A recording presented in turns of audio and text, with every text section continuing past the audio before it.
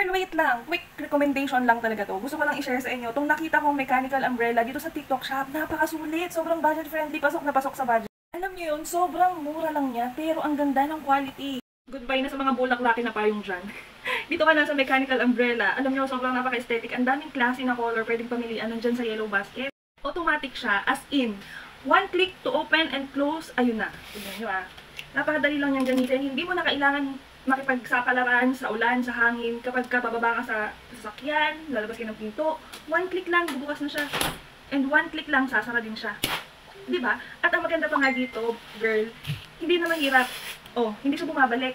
Yung ibang mga pangkaraniwan na payong, kapag pinush mo siyang ganyan at hindi siya umabot sa dulo, bumabalik siya. At minsan antigas pa, diba? Kaya parang struggle talaga. Pero ito, kung saan siya na-stop, hindi na siya babalik.